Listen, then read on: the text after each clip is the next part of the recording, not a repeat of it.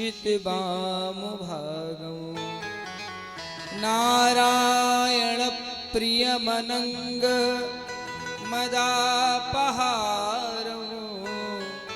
वाराणसी पुरपतिं भज विश्वनाथं अतुलित बलधामं हेमशैलावदेहं धनुजवन कृशानुं ज्ञानिनामग्रगण्यं सकल गुण निधानं वानराणामुधीशं रघुपति प्रिय भक्तं वात जातं नमामि। जय जय श्री राधा रमण जय जय नवल किशोर जय गोपी चित चोर प्रभु जय जय माखन चोर। श्री राधे मेरी स्वामिनी मैं राधे जुको दास जन्म जन्म मोह दीजियो श्री वृंदावन को वास। क्योंकि वृंदावन सोवन नहीं नंद गाव सो गाव राधा सी गोपी नहीं कृष्ण चंद्र सोना। सब द्वारन को छोड़ के मैंने गयो तिहारो द्वार हो वृषभानु की लाडली निक मेरी ओर निहार। वृंदावन विहारी लाल की जय हो। श्रीमद् भागवत महापुराण की जय हो। हनुमान जी महाराज की जय हो। गौरी शंकर भगवान की जय हो। यज्ञ भगवान की जय हो। गंगा मैया की जय हो। सिद्ध गुरुदेव भगवान की जय हो। समुपस्थित भगवत कथा में त्रिशास्वादन पान करने वाले भगवान के निर्मल में भक्तवृंद पतित पावनी कल कल विनाशिनी सुरवर मुख भाषिनी काम सिद्ध प्रकाशनी माँ भगवती ज्ञान गंगा के पावन आंचल में बैठे हुए आप सभी श्रोता बंधु दिव्य भागवतामृत का दिव्य कथा का पान करने के लिए इस पावन प्रांगण में पधारे हैं। भगवान शंकर की बड़ी कृपा और करुणा है जो परम पूज्य आचार्य श्री सत्यदेव जी महाराज की पावनी सुमधुर वाणी में हम सभी को दिन में श्री शिव महापुराण की कथा सुनने का अवसर मिल रहा है और रात्रि की वेला में भगवान मुरली मनोहर घनश्याम की दिव्य लीलाओं का श्रवण करने का अवसर मिल रहा है। आइए हम सभी लोग उसी दिव्य कथा गंगा की ओर चलेंगे। बड़े प्रेम से भाव से हमारे साथ सभी लोग गाएंगे। तू है मोहन मेरा मैं दीवाना तेरा तू है मोहन मेरा मैं दीवाना तेरा तू है मोहन मेरा मैं दीवाना तेरा तू है मोहन मेरा मैं दीवाना तेरा तू है मोहन मेरा मैं दीवाना तेरा तू है मोहन मेरा मैं दीवाना तेरा तू है मोहन मेरा मैं दीवाना तेरा मेरी बिगड़ी बनाना तेरा काम है मेरी बिगड़ी बनाना तेरा काम है मेरी बिगड़ी बनाना तेरा काम है मेरी बिगड़ी बनाना तेरा काम है तू है मोहन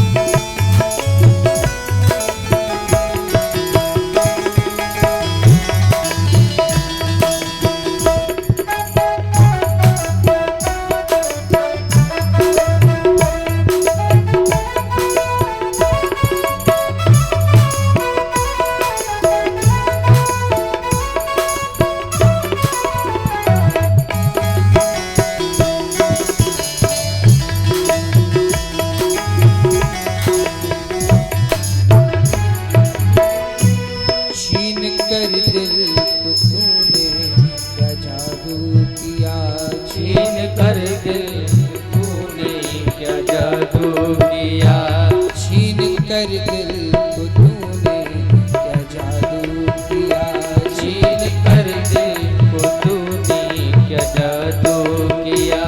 मेरे हाथों से दिल को बेकाबू किया, मेरे हाथों से दिल को बेकाबू किया। छोड़ दी अपनी कश्ती तेरे नाम पे, छोड़ दी अपनी कश्ती तेरे नाम पे। अब किनारे लगाना तेरा काम है, अब किनारे लगाना तेरा काम है, अब किनारे लगाना तेरा काम है, अब किनारे लगाना तेरा काम है। तू है मोहन मेरा दीवाना तेरा, तू है मोहन मेरा मैं दीवाना तेरा।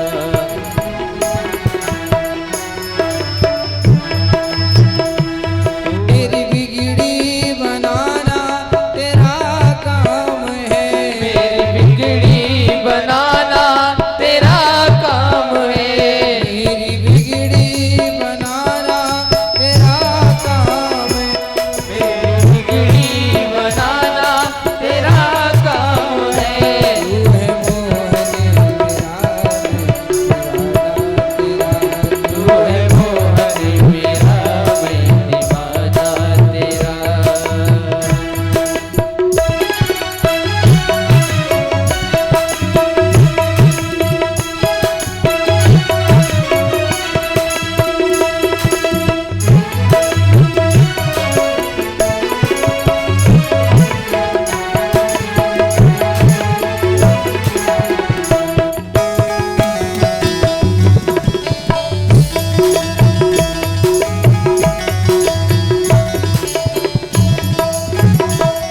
भक्त कहता है, तू है मालिक तो मैं हूँ पुजारी तेरा, तू है मालिक तो मैं हूँ पुजारी तेरा, तू है मालिक तो मैं हूँ पुजारी तेरा, तू है मालिक तो मैं हूँ पुजारी तेरा, तू है दाता तो मैं हूँ भिखारी तेरा, तू है दाता तो मैं हूँ भिखारी तेरा।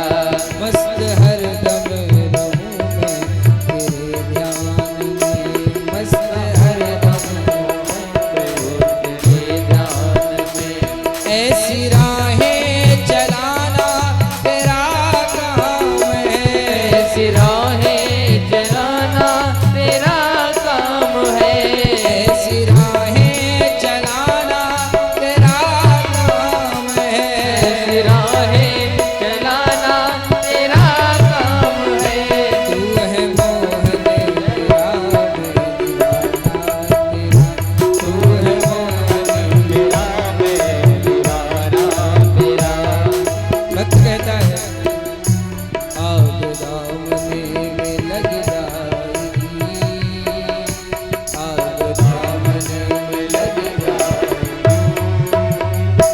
दिल में शोला मचल जाएगा, आग दामने में लग जाएगी, दिल में शोला मचल जाएगा, आग दामने में लग जाएगी, दिल में शोला मचल जाएगा, आग दामन में लग जाएगी, दिल में शोला मचल जाएगा।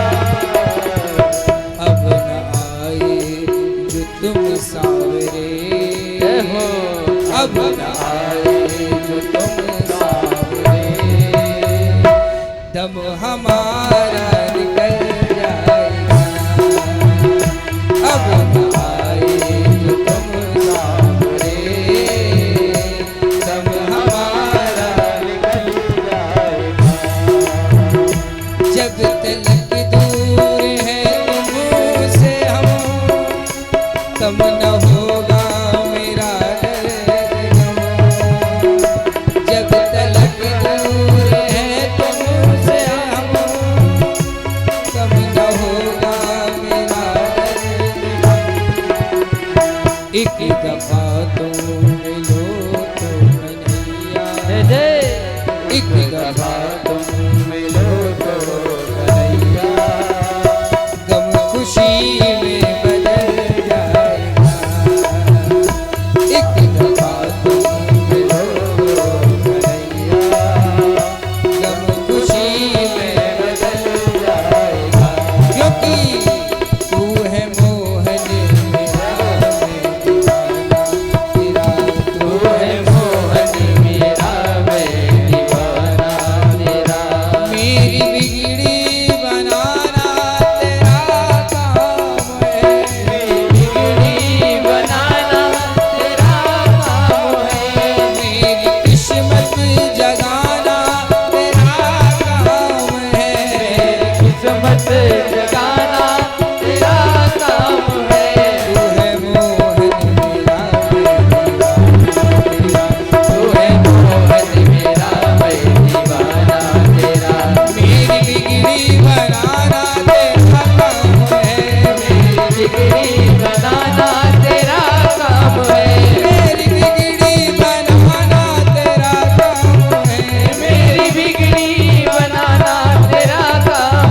मेरी बिगड़ी बनाना तेरा काम है। मेरी बिगड़ी बात से भाई आनंद बनाना आएगा। तेरा काम है। मेरी बिगड़ी बनाना तेरा काम है, मेरी बिगड़ी बनाना तेरा काम है। तू है मोहन मेरा मैं दीवाना, तू है मोहन मेरा मैं दीवाना तेरा। तू है मोहन मेरा मैं दीवाना तेरा।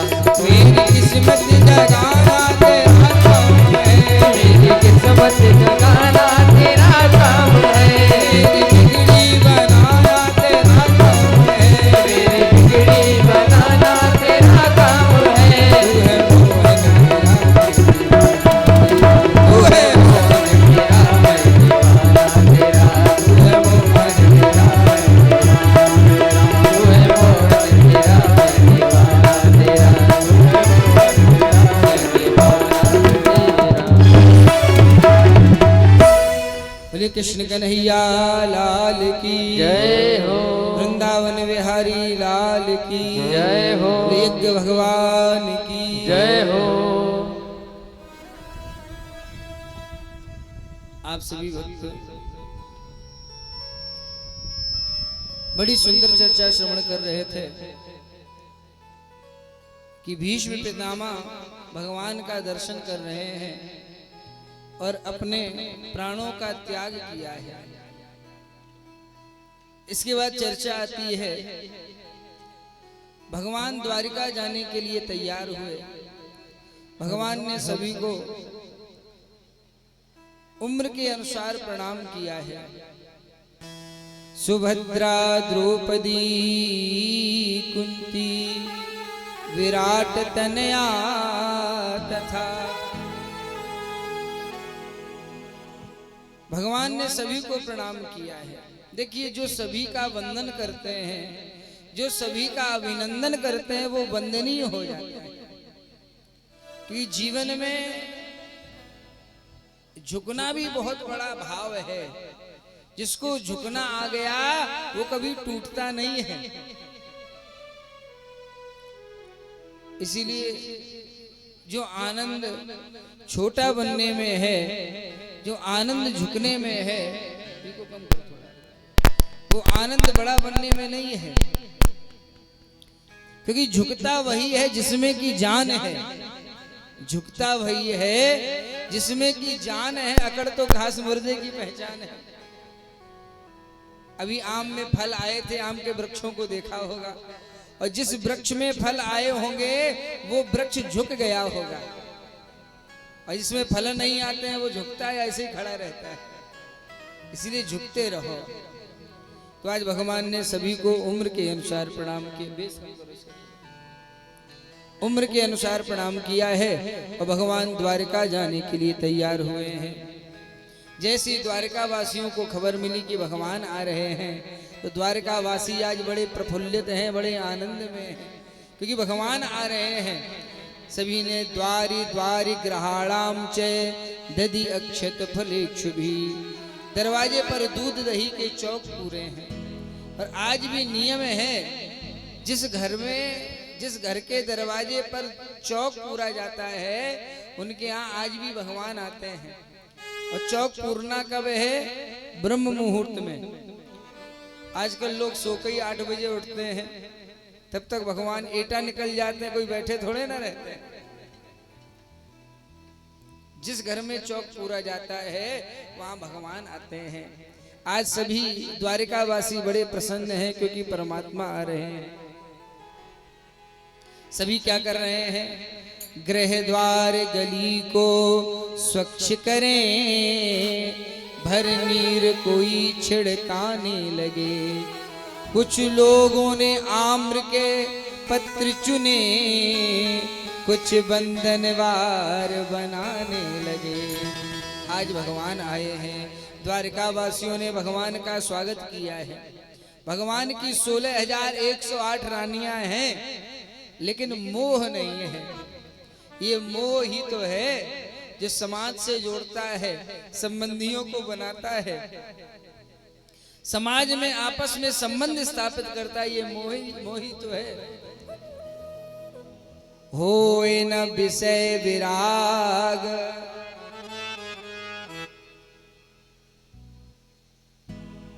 आज भगवान ने द्वारिका में निवास किया है।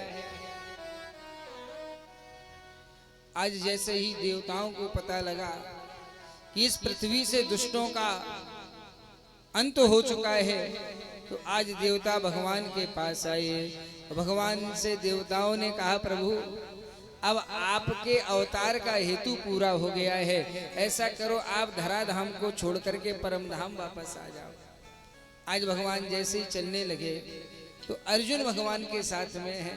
अर्जुन ने चरण पकड़ लिए कि प्रभु आप जा रहे हैं, हम आपके बिना कैसे रहेंगे। तो आज भगवान ने अर्जुन को समझाया है और गोपियां दे दी हैं, कहा इनको लिए जाओ। और भगवान परम धाम चले जाते हैं। वे कृष्ण कन्हैया लाल की जय हो। आज जैसे ही अर्जुन आ रहे हैं, गोपियां साथ में हैं, तो जब रास्ते में आ रहे हैं तो एक बड़ा प्रचलित दोहा है। कहते हैं, पुरुष बली नहीं होते हैं, समय होते बलवान।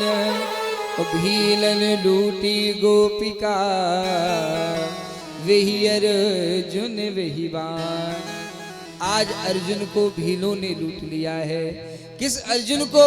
जिस अर्जुन ने महाभारत के युद्ध में बड़े बड़े वीरों के दांत खट्टे कर दिए थे, जिस अर्जुन ने बड़े बड़े वीरों को वीरगति पहुंचा दिया था, आज उसी अर्जुन को भीलन लूटी गोपिका, वही अर्जुन वही बान। अर्जुन को भीलों ने लूट लिया है। ऐसा क्यों हो रहा है? ये सब समय का चक्र है, समय का खेल है।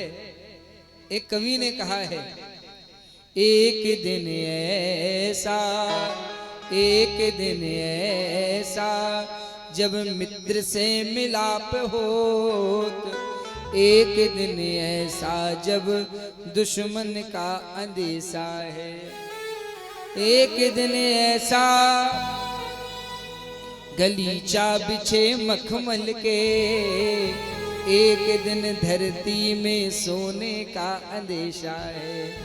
एक दिन ऐसा जेब रुपयन ते भरी रहत, एक दिन जेब में तांबे का न पैसा है।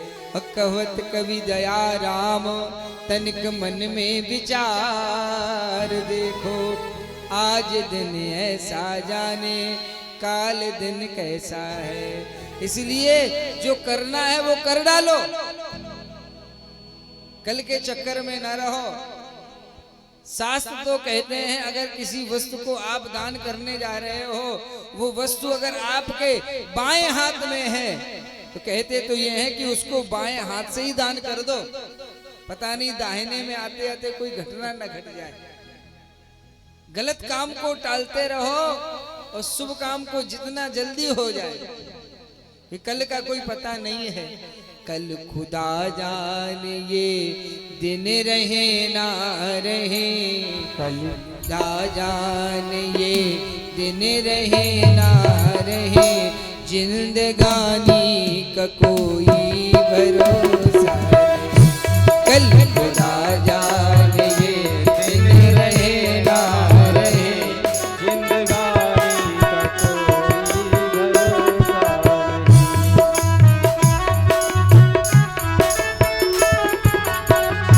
जिंदगानी का कोई भरोसा नहीं। कल खुदा जाने ये दिन रहे ना रहे, कल खुदा जाने ये दिन रहे ना रहे, जिंदगानी का कोई भरोसा नहीं, जिंदगानी का कोई भरोसा नहीं। कितने अरमान मिट्टी में मिल जाएंगे, कितने अरमान मिट्टी में मिल जाएंगे, बहते पानी का कोई भरोसा नहीं, बहते पानी का कोई भरोसा नहीं।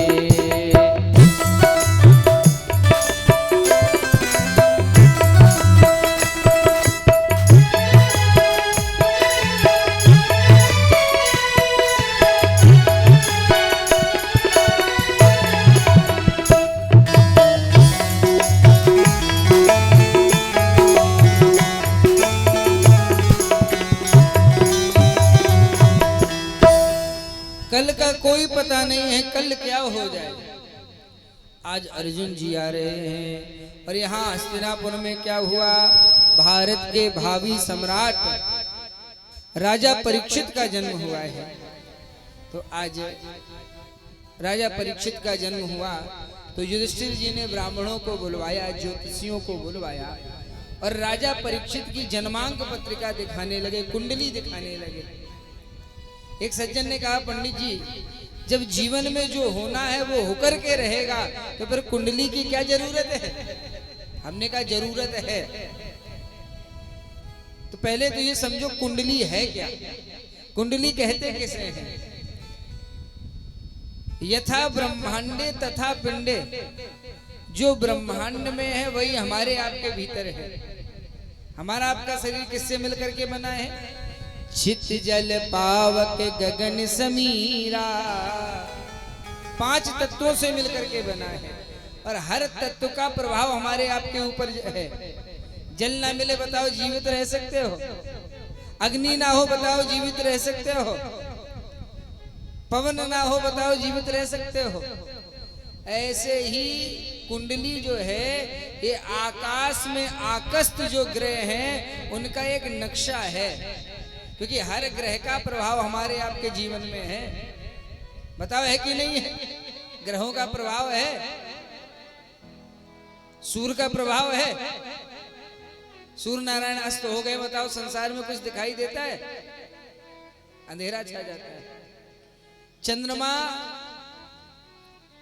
रात्रि में शीतलता देता है, चंद्र का प्रभाव है कि नहीं है। चंद्र का प्रभाव ना हो तो ये समुद्र में जो उथल पुथल होती है, ये ज्वार भाटा आता है, क्यों आता है। ऐसे ही हर ग्रह का प्रभाव हमारे आपके ऊपर है। अब वो सकारात्मक है कि नकारात्मक है ये कुंडली बताती है, ये जन्मांक बताती है।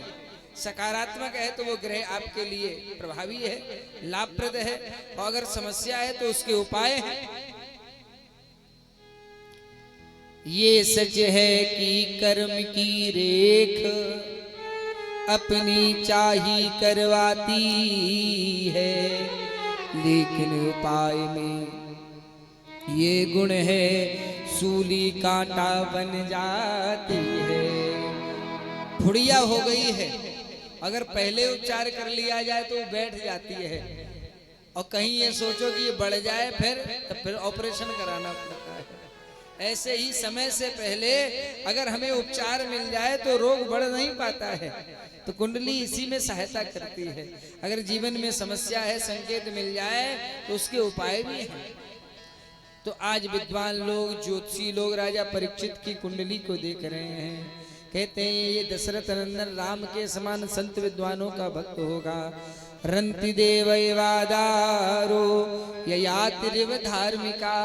राजा रंति देव के समान उदार होगा, राजा ययाति के समान धार्मिक होगा। और जैसे ही कुंडली को बता रहे हैं तो कुंडली में 12 भाव होते हैं, 12 भाव हैं। उन 12 भाव में कुछ भाव अच्छे नहीं माने जाते। चतुर्थ, अष्टम और द्वादश यानी चौथा, आठवां और 12वां। जब ब्राह्मण लोग चौथे भाव पर आए तो आज युधिष्ठिर से कहा, युधिष्ठिर ये बालक प्रतापी तो होगा, लेकिन इस बालक की मृत्यु तक्षका दात्मनो मृत्यु द्विज पुत्रोपसर्जितात। इस बालक की मृत्यु तक्षक सर्प के दंशन से होगी। तो युधिष्ठिर जी बड़े दुखी हो गए। लेकिन विद्वान लोग तुरंत नवम भाव पर आए। ये भाग्य स्थान होता है। और इसकी बालक की मृत्यु अकाल तो होगी, सर्प के दंशन से तो होगी, लेकिन हित्वेदम रप गंगायाम, ये गंगा के किनारे भगवान की कथाओं को सुनेगा, उनकी लीलाओं को सुनेगा। आज हृदय गदगद हो गया है। देखिए, जो अच्छे लोग होते हैं, समझदार लोग होते हैं, वो बुरी बात भी ऐसे कहते हैं कि लोगों को बुरा नहीं लगता। लेकिन कुछ ऐसे लोग होते हैं जो अच्छी बात भी ऐसे कहते हैं कि लोगों को बुरा लग जाता है। ये बोलने का तरीका है, यही तो सिखाया जाता है। शिक्षा यही तो सिखाती है, कैसे बोलना है, कैसे चलना है, कैसे उठना है, कैसे बैठना है। हमारे यहाँ का नियम है, सत्य तो बोलना चाहिए, लेकिन अप्रिय सत्य नहीं बोलना चाहिए। सत्यम ब्रूयात प्रियम ब्रूयात न ब्रूयात सत्यम प्रियम प्रियम च नान्यतम ब्रूयात एस धर्मा सनातना। ये हमारे सनातन धर्म का नियम है, सत्य बोलो लेकिन अप्रिय सत्य नहीं बोलना चाहिए। बहुत सा धन दान किया है, बहुत सी गायें दान की है युधिष्ठिर जी ने। और वहां से अर्जुन चले आ रहे हैं। सामने जैसे युधिष्ठिर ने अर्जुन को देखा तो अर्जुन का मुख मलिन है। एक बात कहूं, अपना व्यक्ति कितना भी आपसे दूर रह रहा हो, अगर उस पर संकट है, अगर उस पर कष्ट है, तो अपनों को आभास होता है। आप कहेंगे पंडित जी कोई उदाहरण है? तो कहते हैं रामायण में देखो, जब राम जी को कैकेयी के द्वारा वनवास दिया जा रहा है, दशरथ जी से वरदान मांगा जा रहा है, तो यहाँ पर भगवान को वनवास दिया जा रहा है। और भरत जी कहाँ हैं? भरत जी अपने ननिहाल में हैं। तो गोस्वामी जी लिखते हैं, अनरथ अवधे अनरथ अवधे आरंभे हु जब ते कुछ गुण हो है भरत कहाँ तब ते कुछ गुण हो है भरत कहाँ तब ते। तो अपनों पर जब संकट होता है तो अपनों को आभास हो जाता है। आज युधिष्ठिर ने पूछा, अर्जुन क्या बात है, क्यों दुखी हो?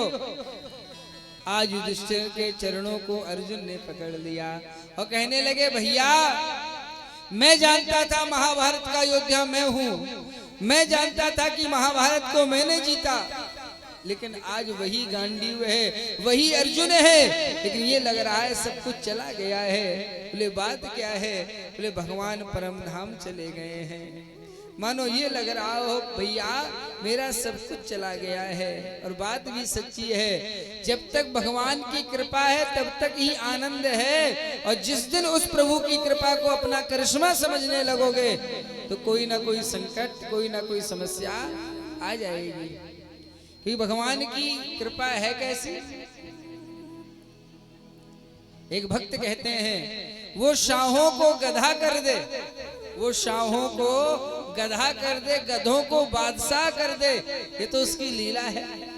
हमारे यहाँ कहते थे जिस पर भगवान की कृपा होती है, जे बेर बेर खाते ते बेर बीन खाते हैं, जे बेर बेर खाते ते श्लेष है, बात समझना।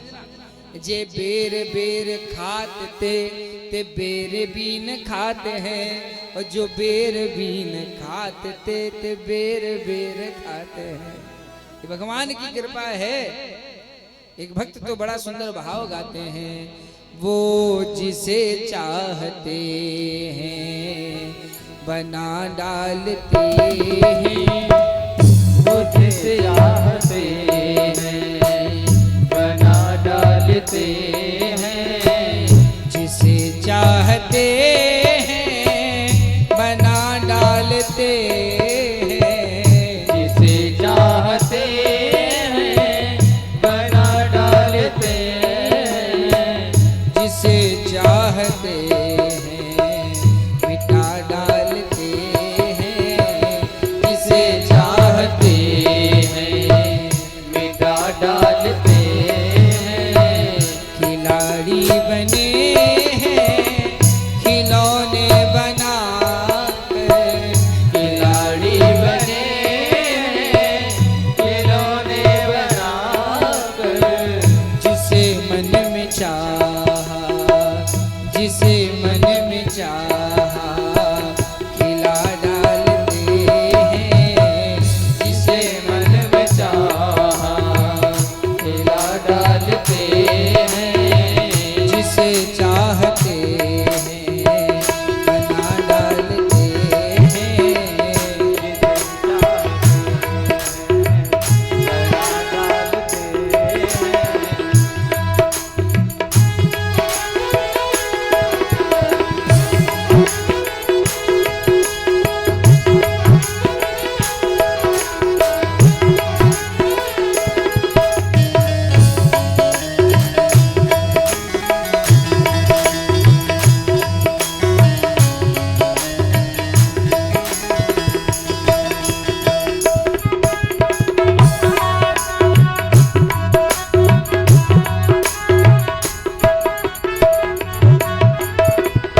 भगवान की कृपा है, किससे वो क्या कराना चाहते हैं।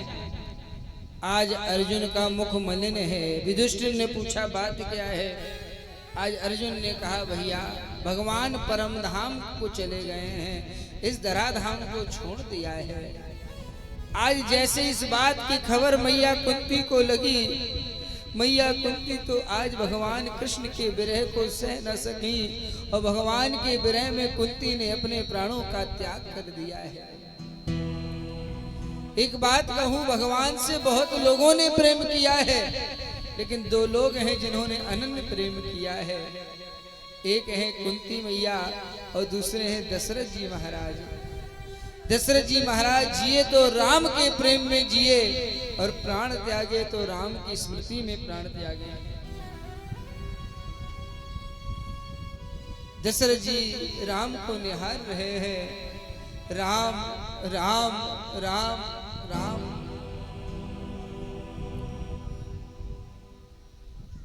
छह दिन हो गए हैं राम जी को गए हुए।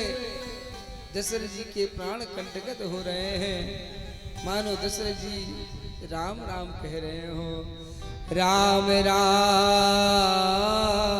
कही, राम कही, राम राम कही राम, तनु परिहर रघुवर विरह, राव गयो सुरधाम। दशरथ ने राम के वियोग में प्राणों का त्याग कर दिया है। ऐसी मैया कुंती ने जब सुना तो कुंती ने श्याम के वियोग में प्राणों का त्याग कर दिया है। आज विदुर जी धृतराष्ट्र के पास गए थे। एक कथा भी आती है। विदुर जी ने जाकर के धृतराष्ट्र को समझाया कि धृतराष्ट्र, हे महाराज, पांडव भी तुम्हारे अपने हैं, ऐसा करो तुम पांडवों को आधा राज्य दे दो। धृतराष्ट्र बोले नहीं, तो विदुर जी ने कहा ऐसा करो आधा राज्य ना सही 5 गांव ही दे दो। आज विदुर जी समझा रहे हैं, विदुर जी बड़े ज्ञानी हैं। जैसे ही धृतराष्ट्र को समझा रहे थे उसी समय महाराज दुर्योधन आ गया। दुर्योधन ने आज विदुर जी से कहा चुप रहो चाचा जी, अरे आप पांडवों को 5 गांव देने की बात करते हो, अरे उन पांडवों को मैं सुई के नोक के बराबर भी भूमि नहीं दूंगा, उन सुई के नोक के बराबर भी भूमि नहीं दूंगा। आज विदुर ने बहुत समझाया, लेकिन समझाने वाला अगर अपनी बात को समझा रहा है और समझने वाला समझना नहीं चाहता तो समझाने वाला कभी भी सफल हो नहीं सकता। हम आपको कथा सुना रहे हैं, अगर आप सुनना नहीं चाहते तो हम कितना भी बढ़िया प्रसंग सुनाएं, कुछ भी करें, आपको कथा समझ में नहीं आएगी। इस समझने के लिए भाव बनाना पड़ता है। आजकल भी लोग कहते हैं पंडित जी मेरा बेटा बात नहीं मानता, मेरी बेटी बात नहीं मानती, मेरा परिवार मेरी बात नहीं मानता, तो हम उनसे कहेंगे कि उन सबको समझाओ, अगर वो न समझे तो खुद समझ जाओ कि कोई ना कोई होनी है, होकर के रहेगी। और वही करो जो विदुर जी ने किया। विदुर जी ने धृतराष्ट्र और दुर्योधन को समझाया, जब नहीं समझे तो धनुष्वाण दरवाजे पर रख दिया और तीर्थों को चले गए। और विदुर जी लौटे कब? जब भारत में महाभारत हो गया है। एक संत का अपमान महाभारत को जन्म देता है। आज विदुर जी जब लौट करके आए, धृतराष्ट्र को देखा और धृतराष्ट्र से कहा कि भैया तुम्हें शर्म नहीं आती है? अरे जिन पांडवों को आप सुई के नोक के बराबर भूमि नहीं देना चाहते थे, आज वो पांडव विजयी हो गए, तुम उनकी रोटी खा रहे हो, शर्म आनी चाहिए तुम्हें। तो आज विदुर की बात धृतराष्ट्र को लग गई है। आज धृतराष्ट्र ने घर का त्याग कर दिया है और वन में जाकर के भगवान का भजन किया है, परम पद को प्राप्त किया है। श्री गोविंद भगवान की जय हो। समय आगे चला, पांडवों ने भी आज राज्य का त्याग कर दिया है और कहाँ पहुंचे हैं? बद्री नारायण में कपाल मोचन तीर्थ है, वहां जाकर के पितरों को पिंडदान किया है, वहीं से स्वर्गारोहण किया है। युधिष्ठिर के लिए विमान आया। युधिष्ठिर जब विमान पर बैठने के लिए चले तो इनके साथ कुकर है, कुत्ता है, तो आज कुत्ते को भी विमान मिला। कहने का मतलब इस संगत का प्रभाव है, इसलिए संगत अच्छे की करनी चाहिए। संगत ही गुण उपजे, संगत ही गुण जाए। संगत का बहुत प्रभाव है, इसीलिए सत्संग करना चाहिए। और सत्संग का मतलब समझते हो? सत्संग का मतलब है सच्चे लोगों का संग। कोई ज्यादा चंदन लगा लेना, कोई पूरे दिन पूजा के लिए माला फेरना, ये सत्संग का लक्षण नहीं है। दे गालियां रहे हो, मन में कटुता भरी है और कहते हो सत्संग कर रहे हो। अरे सत्संग का मतलब है सच्चे लोगों का संग। हम एक जगह कथा कहने के लिए गए तो हमने क्या देखा, कुछ नौजवान बच्चे एक कुटिया में प्रतिदिन जाते हैं। तो जब प्रतिदिन जा रहे थे तो हमने उनसे पूछा कि बेटा कहाँ जा रहे हो? बोले पंडित जी हम सत्संग करने के लिए जाते हैं। हमने कहा इस उम्र में इनको सत्संग का कीड़ा कैसे काट लिया? बोले हम सत्संग में जाते हैं। तो एक दिन क्या हुआ, हमने भी सोचा देखें कैसा सत्संग होता है। तो हम जब पहुंचे तो कुटिया में धुआं उठ रहा है, बम, मिट जाए गम, लग जाए दम, मर जाए हम, धुआं धक्कड़। ये सत्संग नहीं है। हम साधुओं से भी कहेंगे, जो साधु अपने पथ के पथिक हो तो अपने पथ पे रहे, लेकिन नए समाज को, युवा पीढ़ी को पद भ्रमित न करें। आज पांडवों ने स्वर्गारोहण किया है। राजा बनाए गए श्री परीक्षित जी महाराज। यदा परीक्षिते कुरुजांगले वशन कलिम प्रविष्टा निज चक्रवर्तिने। राजा परीक्षित को कुरुजांगल देश का राज दिया गया है। इनका विवाह उत्तर की बिटिया है इरावती। इरावती के साथ परीक्षित का विवाह हुआ। जन्मेजय आदि नाम के इनके पुत्र हुए हैं। आज राजा परीक्षित के हाथ में राज्य की बागडोर आ गई है, लेकिन एक समस्या आ गई है। राजा परीक्षित के राज्य में द्वापर युग जाने वाला है और कलयुग आने वाला है। कहते हैं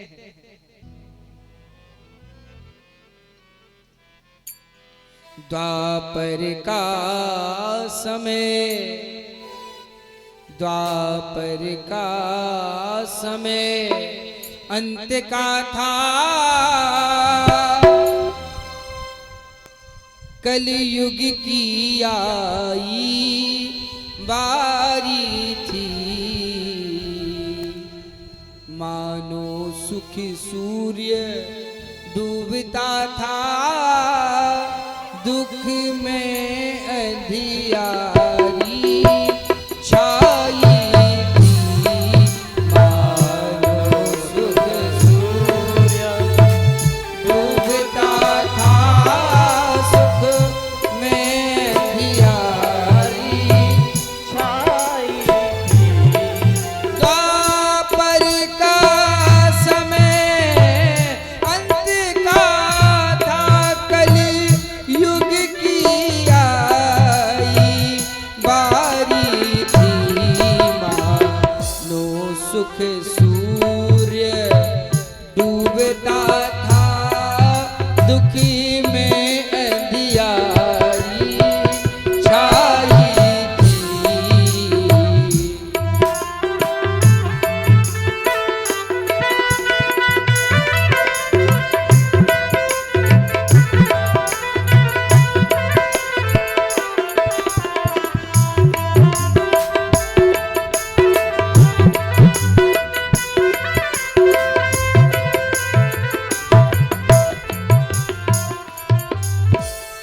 आज जैसे ही कलयुग आया है, कलयुग अपना प्रभाव दिखाने लगा।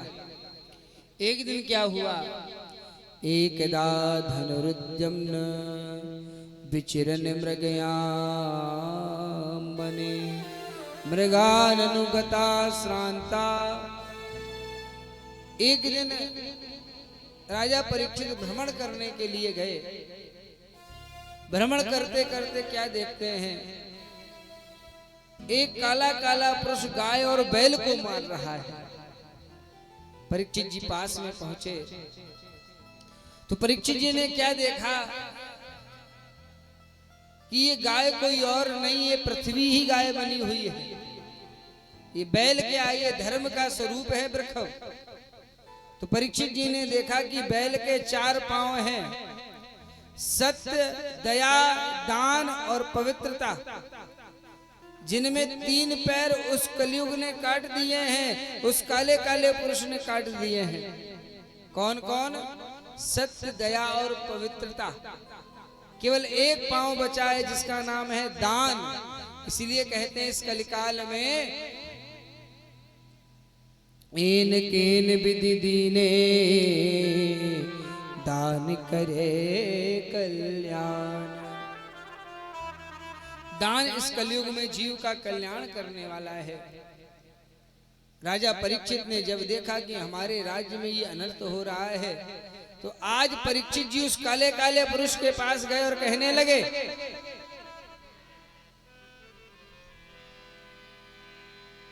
इतने जल्दी क्या समझ लिया। परीक्षित जी कहते हैं, इतने जल्दी क्या समझ लिया, पार्थ का जमाना बीता है। रे मूर्ख पार्थ यदि नहीं रहे, पार्थ का अंश तो जीता है। रे दुष्ट तू क्या समझता है, अर्जुन चले गए तू अपनी मनमानी करेगा।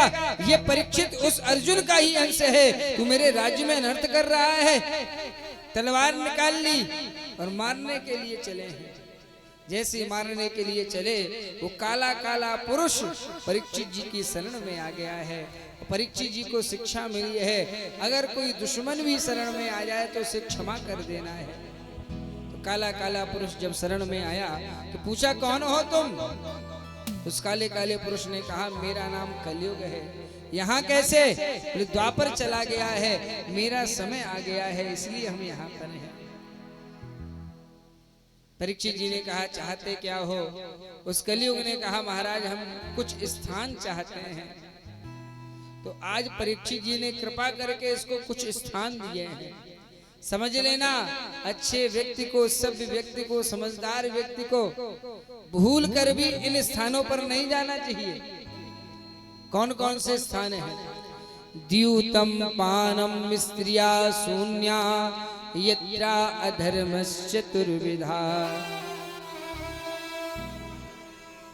द्यूतम, द्यूत तो जानते हो किसे कहते? जुआ। जहां 100 रखो 200 उठाओ, 1000 रखो 2000 उठाओ। ये जुआ इतनी खराब चीज है, इतनी खराब चीज है। जिन पांडवों का उदयाचल से अस्ताचल तक का राज और अपनी पत्नी को हार गए। तुम्हारे पास ज्यादा 100 बीघा होगी, 200 बीघा होगी, तुम्हारा क्या होगा? ये जुआ बड़ी खराब चीज है। पहले लोग चोरी छुपे खेलते थे, लेकिन अब समय बदल गया है। ये डिजिटल जमाना है, ये तकनीकी जमाना है। अब जुआ आपके हाथ में पहुंच गया है, आपको खिलाया जा रहा है। सावधान रहने की जरूरत है। ये मोबाइल में जो एप्लीकेशन आते हैं जिनमें पैसा लगाते हो, ये क्या है? ये जुआ है। पहले कुछ सामने समझ में भी आता था, लेकिन जो मोबाइल में खेलते हो उसमें तो केवल हारना ही हारना है। हो सकता है 2-4 बार जीत जाओ, और जब जीतोगे तो और आपका मन होगा। तो प्रोग्रामिंग तो उन्हीं ने की है। खासकर जो बूढ़े वाले हैं उन्हें तो कोई लेना देना नहीं है, लेकिन ये जो नई पीढ़ी है, हमने देखा है बच्चे मोबाइल चलाना जानते हैं, न जाने लाखों का ट्रांजैक्शन पता नहीं कहां चला जा रहा है पैसा। आपकी गाड़ी कमाई कहीं चली ना जाए, इसलिए सावधान रहने की जरूरत है। बच्चा क्या चला रहा है, बच्चा क्या देख रहा है, बच्चा कहां कहां पैसा भेज रहा है, ये आपको देखना पड़ेगा। नहीं तो आप आर्थिक कमजोरी में आ जाओ। ये बहुत जिम्मेदारी का विषय है। आज द्यूतम पानम, जहां मदिरा का पान होता है, ये भी कलयुग की निशानी है। स्त्रिया शून्या, जहां माताओं बहनों को गलत दृष्टि से देखा जाता है, जहां अधर्म होता है, ये सब कलयुग की निशानी है। कलयुग ने कहा महाराज अभी तक आपने जितने भी दिए सब बेकार वाले हैं। अरे घर कितना भी खराब हो, कितना भी टूटा फूटा हो, लेकिन लोग एक कमरा तो अच्छा बना ही लेते हैं जिसमें मेहमानों को ला करके बैठा सके। बोले चाहते क्या हो? बोले एक स्थान और दे दो। तो परीक्षित जी ने एक और स्थान दिया है, रजो वैरम च पंचमम, 5वां स्थान सोने पे दिया है। और सोना भी कौन? जो अन्याय की कमाई का सोना है, उस पर कलयुग का निवास है। आज कलयुग सब जगह प्रविष्ट हो जाता है। एक दिन राजा परीक्षित फिर से शिकार खेलने गए। शिकार खेलते खेलते इनको प्यास लगी, कहीं कोई साधन नहीं दिखाई दिया। तो क्या देखते हैं, एक आश्रम बना हुआ है। सोचा आश्रम है, यहाँ जल की व्यवस्था जरूर होगी। तो परीक्षित जी उसी आश्रम के पास पहुंचे हैं। जैसे ही पहुंचे तो समीक महात्मा समाधि लगाए बैठे हैं। जैसे ही समीक महात्मा समाधि लगाए बैठे तो राजा परीक्षित को भ्रम हो गया। परीक्षित को लगा, हमें लगता है इस महात्मा ने हमें देख करके नेत्र बंद कर लिए, जिससे राजा का सम्मान ना करना पड़े। इन्हें भ्रम हो गया है। क्यों भ्रम हो गया? क्योंकि परीक्षित जो सोने का मुकुट पहने हैं, ये अन्याय की कमाई का है। भीमसेन जरासंध के यहाँ से लेकर के आए थे, इसलिए इनकी बुद्धि खराब हो गई। तो आज समीक ऋषि समाधि लगाए हैं, परीक्षित को लगा हमें लगता है ये जानबूझ करके नेत्र बंद कर लिए हैं जिससे राजा का सम्मान न करना पड़े। और परीक्षित विचार करने लगे, मैं काना नहीं कुरूप नहीं, मुझको अपना अभिमान नहीं। ये परीक्षित जी सोच रहे हैं, मैं काना नहीं कुरूप नहीं, मुझको अपना अभिमान नहीं, कंजूस नहीं कुछ चुगल नहीं, पृथ्वी पर मैं निसंतान नहीं। फिर मुंह क्यों अपना ब्राह्मण ने, देखना गवारा नहीं किया, देखना गवारा नहीं किया, इतना आज तक किसी ने भी अपमान हमारा नहीं किया, इतना आज तक किसी ने भी अपमान हमारा नहीं किया। फिर मुँह क्यों अपना ब्राह्मण ने, देखना गवारा नहीं किया, देखना गवारा नहीं किया, देखना गवारा नहीं किया, इतना आज तक किसी ने भी अपमान हमारा नहीं किया।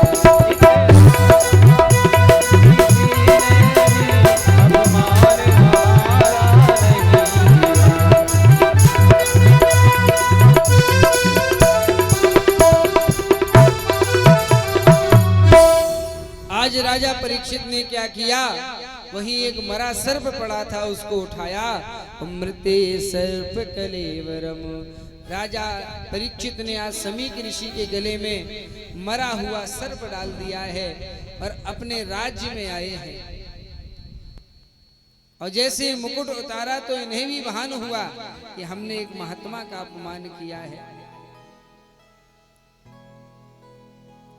और वहां समीक जी के यहाँ क्या हुआ, समीक तो समाधि लगाए हैं। समीक के बेटा है श्रृंगी। भागवतकार लिखते हैं, तस्य पुत्रोत तेजस्वी बिहरन बाल कूर्वके। समीक के बेटा श्रृंगी बड़े तेजस्वी हैं, बालकों के साथ खेल रहे हैं। जैसे ही अपने पिता समीक के पास आए और समीक के गले में मरा हुआ सर्प देखा है, आज श्रृंगी को क्रोध आ गया। श्रृंगी ने कोई विचार नहीं किया और हाथ में जल लिया है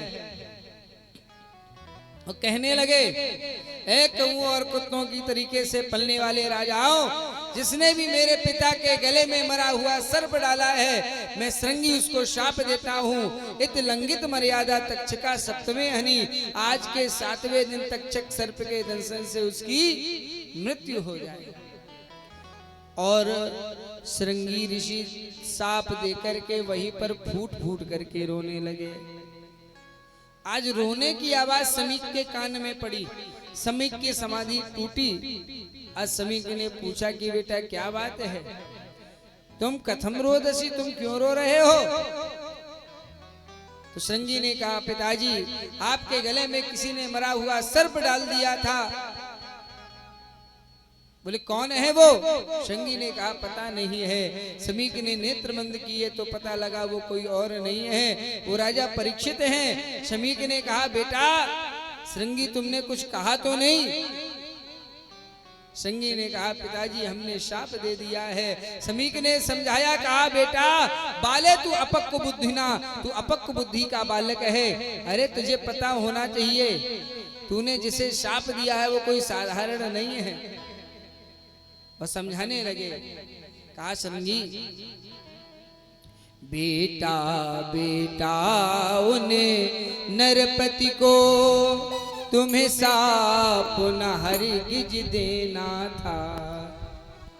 बेटा बेटा उन नरपति को तुम्हें साप न हरगिज देना था, और मौके पर शिक्षा दे करके तुम्हें क्रोध शांत कर लेना था।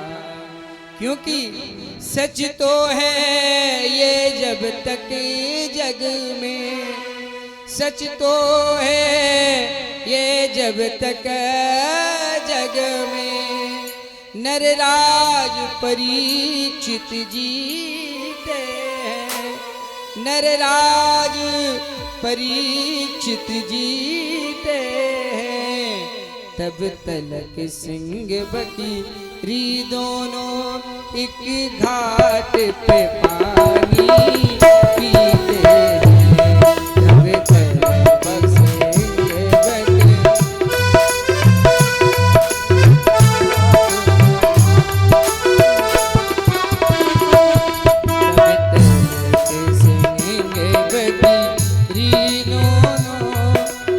घाट पे पानी पीते।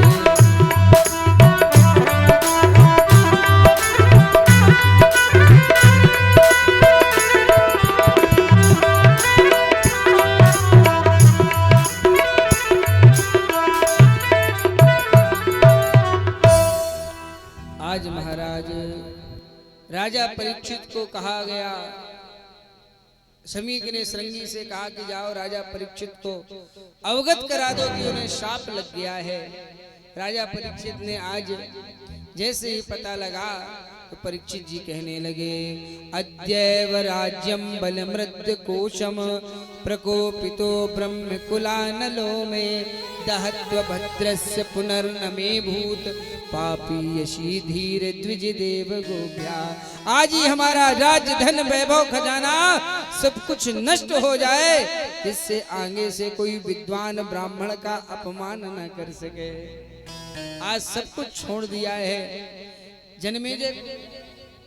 जन्मेजय को राज दे भूप परीक्षित धीर, जा पहुँचे योगी से बन गंगा जी के तीर। आज लंगोटी लगा ली है, सब कुछ छोड़ दिया है, मानो परीक्षित जी के मन में भाव हो, चंदन भी मल करे देख लिया, अब खाक भी मल कर देखेंगे, चंदन भी मल कर देख लिया, अब खाक भी मल कर देखेंगे, चंदन भी मल कर देख लिया, अब खाक भी मल कर देखेंगे, चंदन भी मल कर देख लिया, अब खाक भी मल कर देखेंगे, जिस राह में सीताराम मेरे वह राह भी चल कर देखेंगे, जिस राह में सीताराम मिले वो राह में चल कर देखेंगे।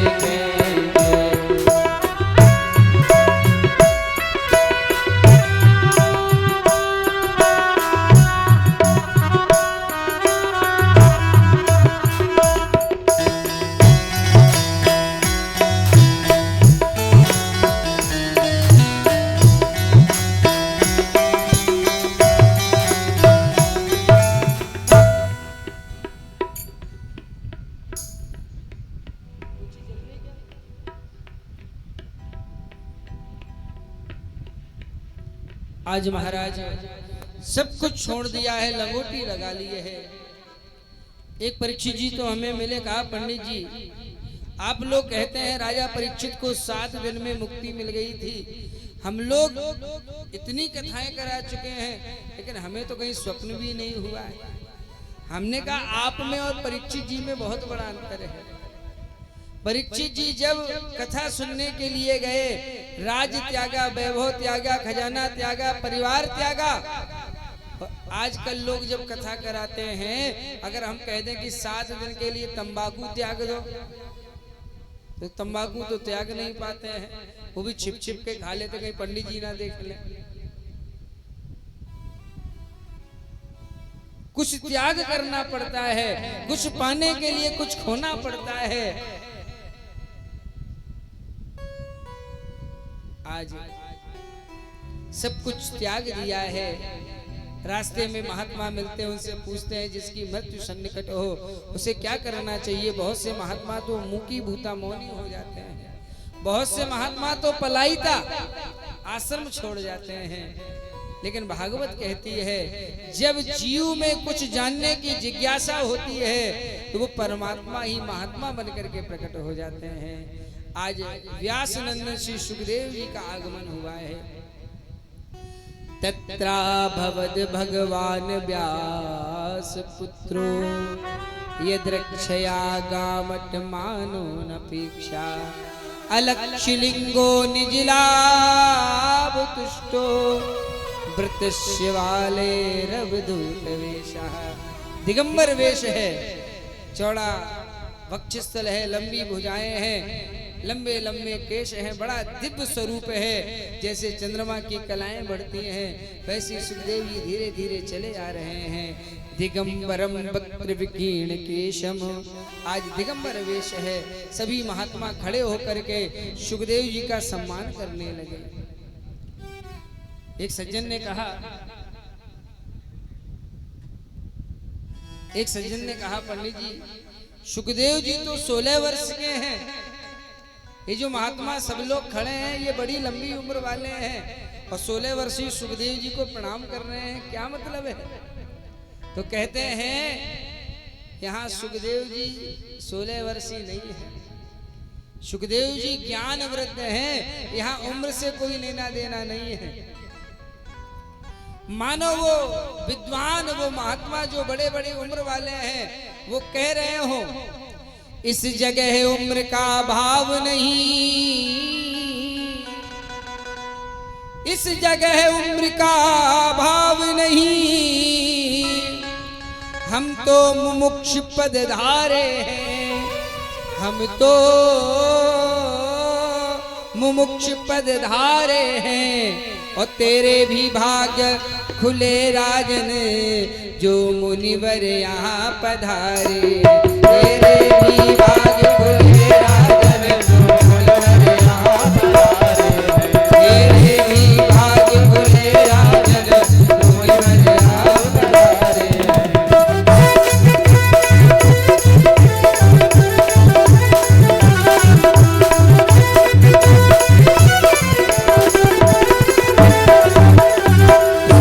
सुखदेव भगवान की जय हो। हमारे यहाँ उम्र वाले को बड़ा नहीं माना गया, बड़ा कौन है हमारे यहाँ? कहते हैं धन वृद्धा, बल वृद्धा, आयु प्रदत्त है वचे। कुछ लोग धन में बड़े होते हैं, पैसा बहुत होता है। पंखा इधर घुमाओ, पंखा घुमाओ। देखो यहाँ कूलर लगा है, यहाँ सब श्रोताओं के लिए कूलर लगा है। पंडित जी बेचारे बिना कूलर के बैठे, बिना पंखा के बैठे, और पंडित जी पे सबसे ज्यादा एनर्जी खर्च हो रही है। थोड़ी सी कृपा तो करो भैया। ले गोविंद भगवान जय। ये लोग भी बड़े होशियार होते हैं, क्योंकि गर्मी केवल इनको ही लगती है, हमें तो लगती नहीं है।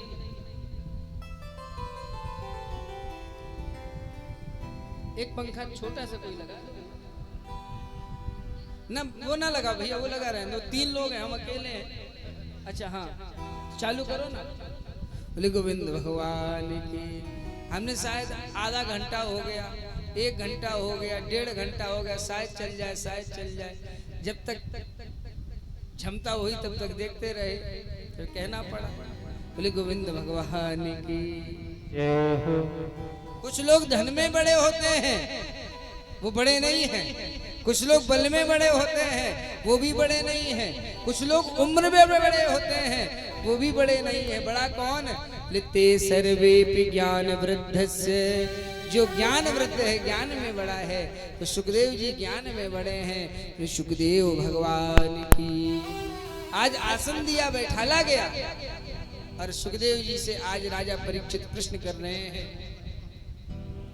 कि जिसकी मृत्यु सन्निकट हो उसे क्या करना चाहिए और जीव का कर्तव्य क्या है। और इन्हीं दोनों प्रश्नों का उत्तर इस कथा में दिया गया है। आज सुखदेव जी बैठे हैं, राजा परीक्षित प्रश्न कर रहे हैं। यहीं पर द्वितीय स्कंद प्रारंभ होता है। बोले सुखदेव भगवान की। आइए भगवान के नाम को गाएं, फिर आगे की चर्चा।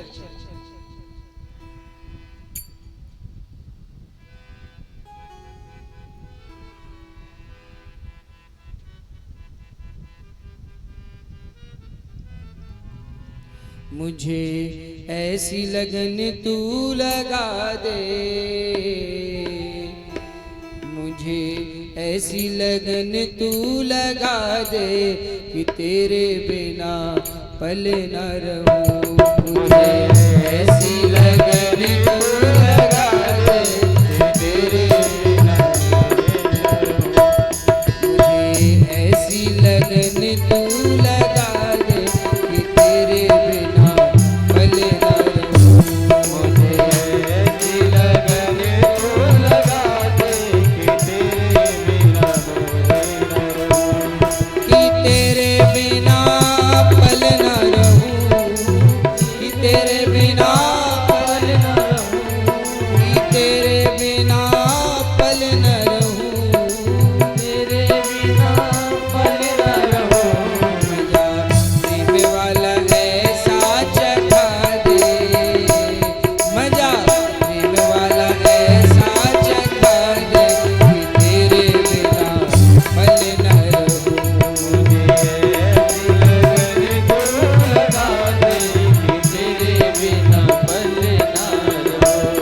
कि तेरे बिना पल न रहूं, कि तेरे बिना पल न रहूं, तेरे बिना पल न रहूं, कि तेरे बिना पल न रहूं।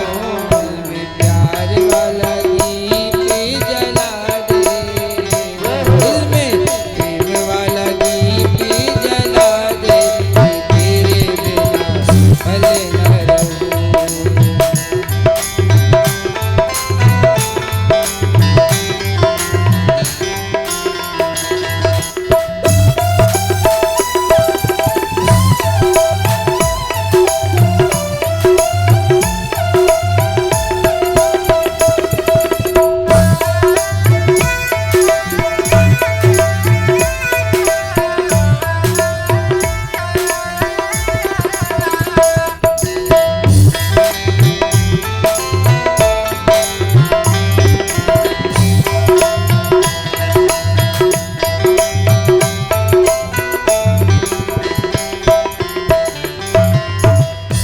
जैसे जल बिन मछली पल ना जिए, जैसे जल बिन मछली पल ना जिए, जैसे जल बिन मछली पल ना जिए, जैसे जल बिन मछली पल ना जिए, ऐसे तड़प में घड़ी घड़ी तेरे लिए, ऐसे तड़प में घड़ी घड़ी तेरे लिए।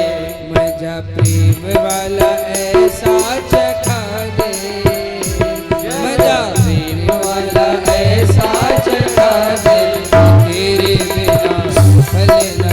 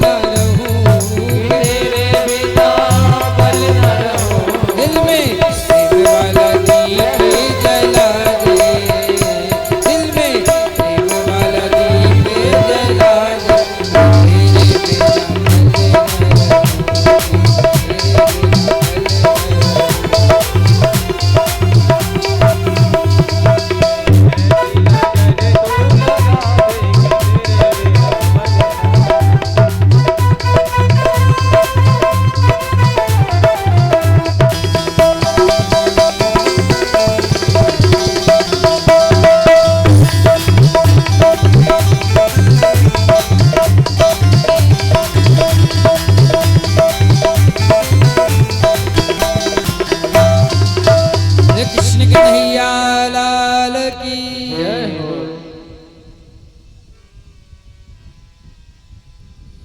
बरियान सते प्रश्ना कृतो लोकहितो नृप आत्मवित्त संहितां पुंसाम श्रोतव्यादिशुया परा। कहा कि हे राजन, तुमने जो प्रश्न किया है ये तुम्हारे अकेले का प्रश्न नहीं है, ये लोक हितो नृपः, ये संसार के हित में है। और जो प्रश्न संसार के हित में होता है उसको सुनकर के महात्मा बड़े प्रसन्न होते हैं। कहा कि राजन, तुमने जो प्रश्न किया है कि जिसकी मृत्यु सन्निकट हो उसे क्या करना चाहिए, तो सुखदेव जी कहते सबसे पहले तो एक काम करे। क्या? श्वास श्वास पर कृष्ण भजी वृथा श्वास जन खोए, और ना जाने इस श्वास की आवन होए न हो। 21,600 श्वासें आती हैं 24 घंटे में। भागवत कहती है कर्म ऐसा करो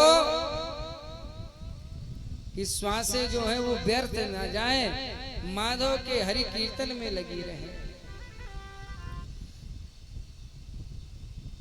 सुखदेव जी कहते हैं राजन, तस्माद भारत सर्वात्मा भवानी स्वरो हरि। उन्हें भगवान श्री हरि का ध्यान करना चाहिए। वैसे तो जन्म हमारे आपके हाथ में नहीं है। कहते हैं जन्म लाभा परा पुंसाम अंते नारायण स्मृति।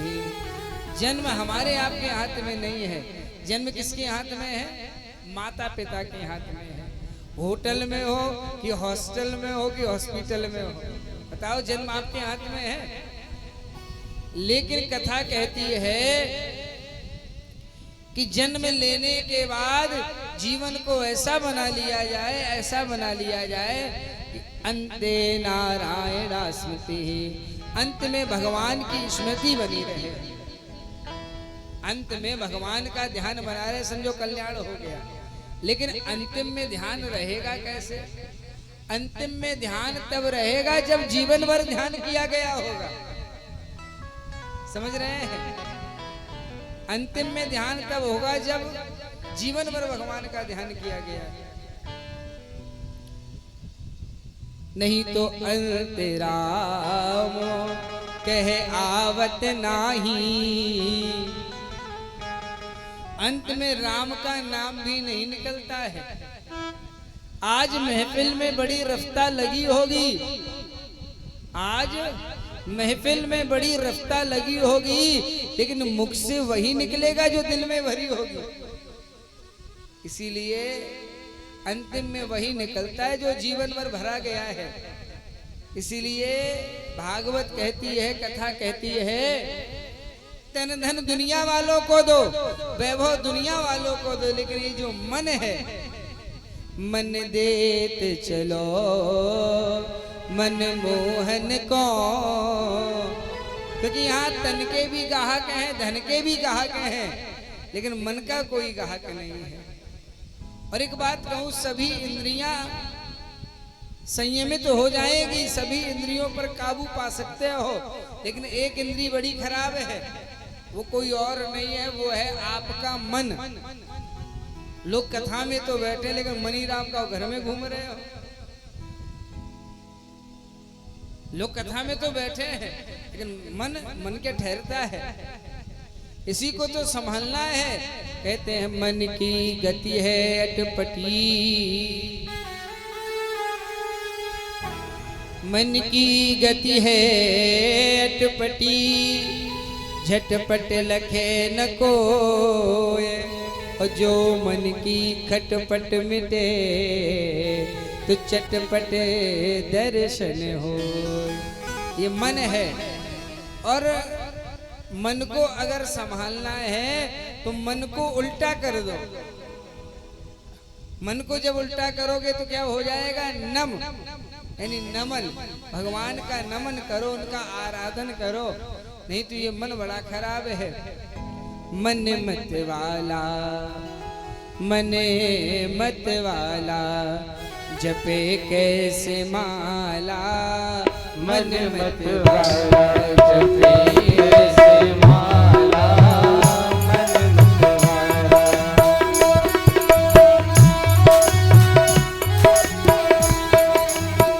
मन मत वाला, जपे कैसे माला। मन मत वाला, जपे कैसे माला। मन मत वाला, जपे कैसे माला। मन मत वाला, जपे कैसे माला। जपे कैसे माला, जपे कैसे माला। जपे कैसे माला, जपे कैसे माला।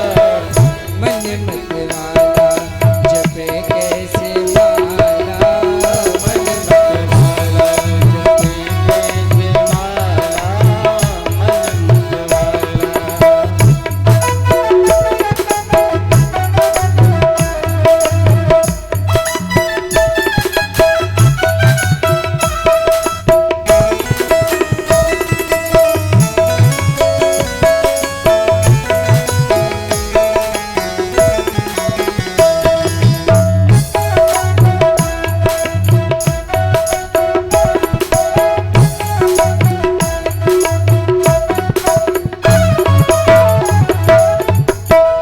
क्योंकि मन की गति है अटपटी, मन की गति है अटपटी। झटपट लखे न कोय, और जो मन की खटपट मिटे तो चटपट दर्शन हो। ये मन जो है, आज सुखदेव जी ने कहा राजन तुम चिंता ना करो, क्योंकि एक खट्वांग नाम के राजा हुए हैं। खट्वांगो नाम राज ऋषि, खट्वांग नाम के राजा हुए हैं जिन्हें 2 घड़ी में ही मुक्ति मिल गई थी। और राजन तुम्हारे मरने में तो अभी 7 दिन बाकी हैं, तुम तो कतई चिंता ना करो। और कहने लगते हैं, कहते हैं जब अंतिम समय निकट हो तो क्या करो? ग्रहात प्रव्रजतो धीरा पुण्य तीर्थ जलाप्लुता। घर का त्याग कर दो। घर का त्याग करने के बाद किसी जलाशय के किनारे पहुंच जाओ, घटिया घाट पहुंच जाओ, बड़ी अच्छी जगह है आपके यहाँ। तो वहां जाकर के क्या करो? जितासनो जित श्वासो जित संगो जितेंद्रिया, स्थूले भगवतो रूपो मना संधारे दिया। जितासनो, आसन को जीतो। आसन को कैसे जीता जाता है? आसन जीतना कोई एक दिन का काम नहीं है, इसका भी विधान है। लोग कहते पंडित जी आप लोग 3-3, 4-4 घंटे एक आसन पर बैठे रहते, कैसे? तो ये आसन जीतने की क्रिया है, और हम भी कोई एक दिन में नहीं सीखे हैं, हमें भी अभ्यास करना पड़ा। पहले 5 मिनट बैठो, फिर 10 मिनट बैठो, फिर आधा घंटे बैठो, फिर 1 घंटा बैठो, तो एक दिन अभ्यास हो जाएगा। क्योंकि करते करते अभ्यास के जड़ मत होत सुजान, और रसरी आवत जाते ते सिल पर परत निशान। तो आसन को जीतना है तो अभ्यास करना है। और एक बात और है, आसन को वही जीत सकते हैं जिन्हें इस संसार से 1 लोटा पानी की भी आस न, जिन्हें इस संसार से कोई आस नहीं है, वही आसन को जीत सकते। अपना स्वयं के ऊपर भरोसा रखो और भगवान के ऊपर भरोसा रखो। जब तक भगवान का भरोसा है तब तक तुम्हें कोई ना गिरा सकता है, ना कोई नीचा कर सकता है। जिसको भरोसा राम का दूजा कभी नहीं, जिसको भरोसा राम का दूजा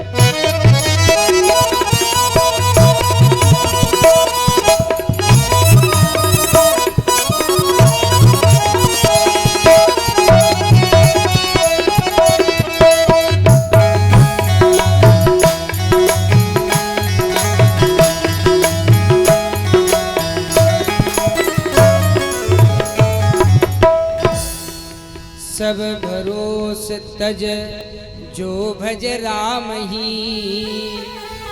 एक भरोसो एक बल एक आस विश्वास।